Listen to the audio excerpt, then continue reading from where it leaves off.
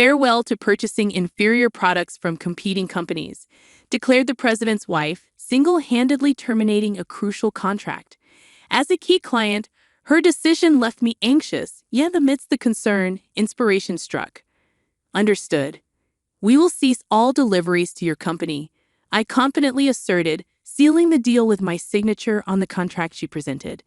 Later, the president's wife returned to our premises, her countenance drained of color, a blend of shock and dismay evident. My name is Mia, aged 37, and I helm the company passed down from my grandfather, a bastion of stability with a roster of esteemed clients. To safeguard our legacy and workforce, I immerse myself in economic studies and business development. Specializing in precision mechanical equipment, our seasoned employees, some with tenure dating back to my grandfather's era, impart invaluable knowledge. My dedication hasn't gone unnoticed. I've garnered trust and respect, even among the elder staff. However, the journey to further recognition is ongoing. There's always more to learn. Then, an extraordinary incident unfolded within our midst, the catalyst being the president's wife of a pivotal client. Despite our long-standing relationship, she derided me as a childish girl unfit to lead. Mrs. Brown's unexpected appearance at her husband's year-end gala, where I was invited, marked our initial encounter.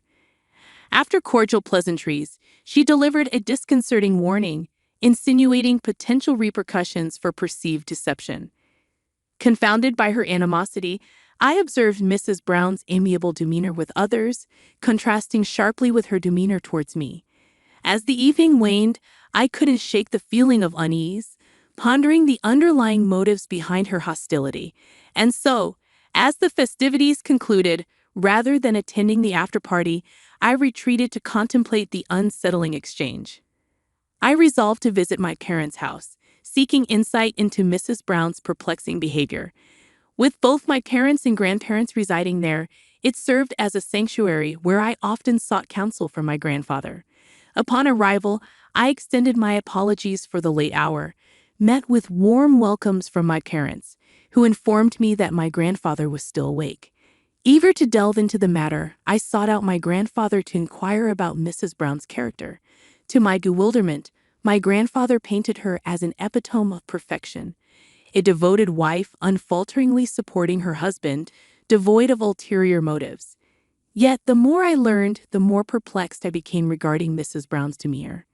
Days after the eventful party, Mrs. Brown made an unexpected appearance at my company, much to the surprise of my staff and secretary. Her unannounced visit left her waiting, a situation that evidently irked her.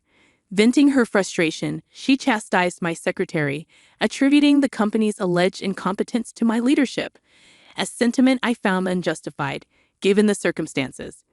Regrettably absent during Mrs. Brown's visit, I swiftly arranged a meeting to address her grievances. Upon entering the president's office, I anticipated encountering her husband, only to find Mrs. Brown occupying his seat, exuding an air of superiority. Despite this, I extended my apologies for my prior unavailability and expressed a willingness to address her concerns.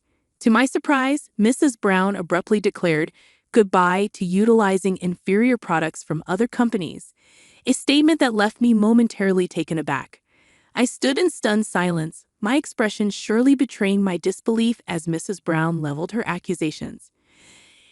A company overseen by someone as inexperienced as you simply can't be relied upon, she asserted, citing alleged overcharging and questioning the quality of our products. Her assertions were baseless, prompting me to vehemently defend our pricing and passionately extol the superior quality of our offerings, endorsed by the president himself. Yet Mrs. Brown remained obstinate, refusing to entertain reason, her condescending demeanor grating on my nerves.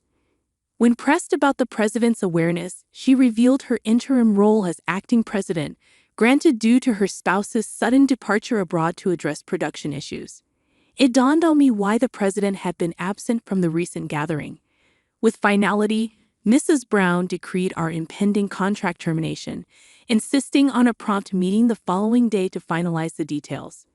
Feeling unceremoniously dismissed, I departed her office, a sense of urgency settling over me. The realization struck hard. Losing Mrs. Brown's company as a client posed a significant threat to our financial stability. Without their patronage, meeting payroll could become precarious. A palpable sense of crisis engulfed me as I contemplated the impending challenge of securing our company's future. Frantically, I racked my brain for strategies to salvage the imperial contract.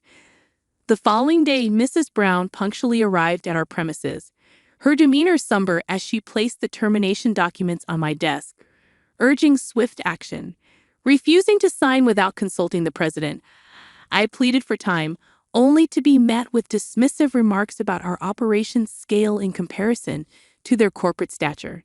Infuriated by Mrs. Brown's arrogant stance and the abrupt termination, I felt betrayed by the lack of remorse for severing our long-standing ties. Resolute in my decision, I enacted the contingency plan I had devised. In a moment of clarity, I confronted Mrs. Brown. Her laughter at my inquiry met with a steely resolve from my end. With a swift stroke, I affirmed our withdrawal from future dealings, momentarily catching her off guard before she regained her composure, seemingly satisfied with the outcome. As Mrs. Brown departed, her self-satisfied demeanor evident, my secretary and I exchanged polite bows, concealing inner smiles.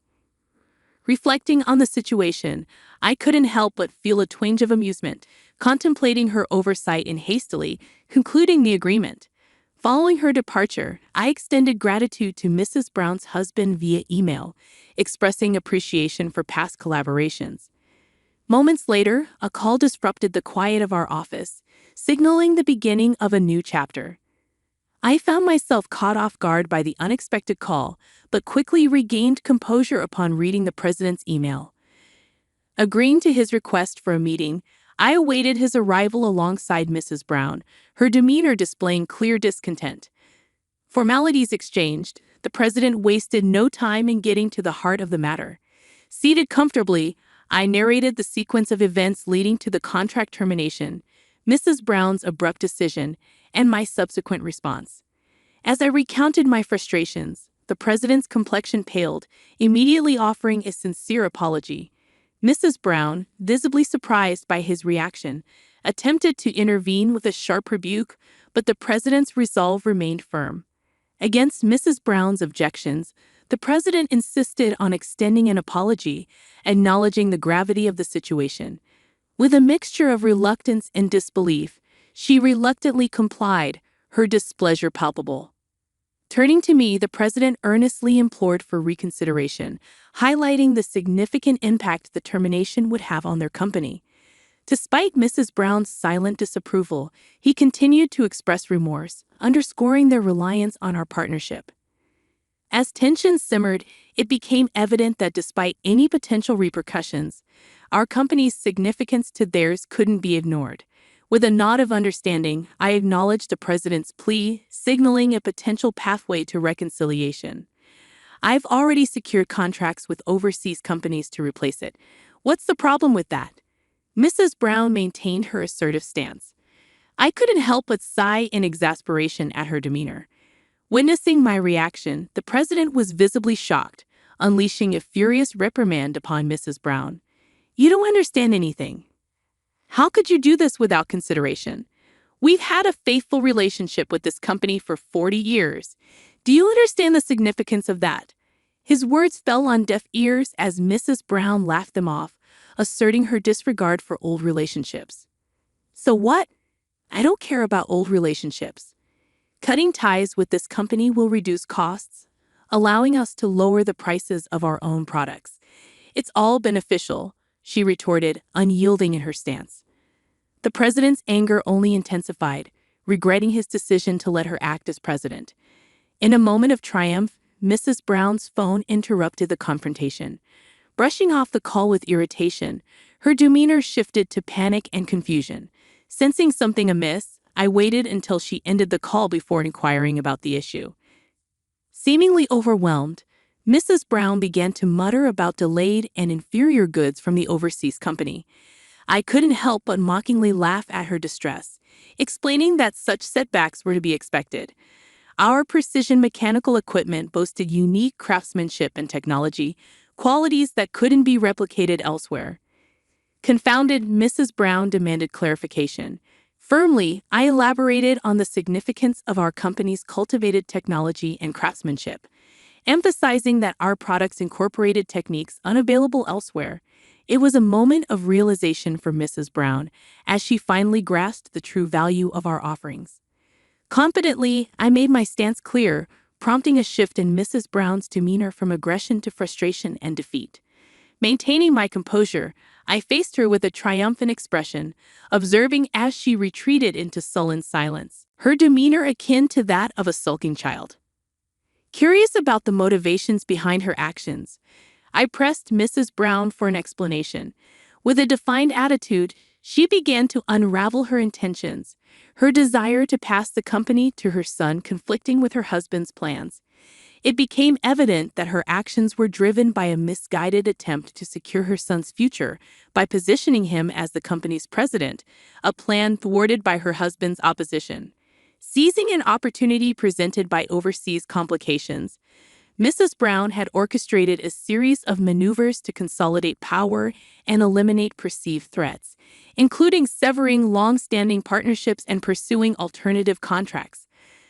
However, her plans unraveled upon discovering her son's true aspirations, leading to a moment of reckoning. In a surprising turn, the president revealed their son's preference for pursuing agriculture, not business, an admission that left Mrs. Brown visibly shaken. Confronted with the reality of her son's desires, her resolve faltered and she sank to the floor in defeat. With sincerity, the president pleaded for a chance to rectify the situation, expressing a willingness to amend the terms of our contract. Extending a hand in reconciliation, I proposed a path forward on the condition that Mrs. Brown relinquish her involvement in the company's management. While the president's relief was palpable, Mrs. Brown remained embittered, insisting that the termination documents would stand. Despite her resistance, a glimmer of hope emerged as the possibility of reconciliation beckoned, marking a pivotal moment in our dealings with Mrs. Brown and her company. I stood firm in my decision not to invalidate the contract termination, a move driven by Mrs. Brown's unwavering ambition for her son to ascend to the presidency. Despite her stubbornness, I remained composed, suggesting she revisit the contract documents. In a pointed gesture, I drew attention to an overlooked detail, my signature placed outside the designated area. Mrs. Brown's silence spoke volumes as she grappled with the realization of her oversight. With a calm admonition, I underscored the importance of meticulousness in managerial roles, a trait seemingly lacking in Mrs. Brown's approach. As the president eagerly examined the document, gratitude overflowed from him, contrasting sharply with Mrs. Brown's remorseful demeanor. Relieved to have preserved a crucial contract, I earned praise from my grandfather for safeguarding our employees' future. However, Mrs. Brown's duplicity extended beyond our dealings, prompting widespread apologies from the president to affected companies. I lent my assistance in clarifying the situation, fostering cooperation among those wronged by Mrs. Brown's actions. Consequently, Mrs. Brown faced repercussions, ousted from the management team and embroiled in divorce proceedings with the president. Despite her resistance, his resolve remained unyielding, driven by a sense of betrayal. Meanwhile, her son found liberation from his mother's pressures, pursuing his agricultural studies with newfound independence. For my company, the ordeal yielded unforeseen benefits, garnering favor with major corporations and attracting new contracts. Sales surged, surpassing even my grandfather's achievements, while employee morale soared. As I continued to lead and learn, the lessons gleaned from this experience reaffirmed my commitment to growth and integrity.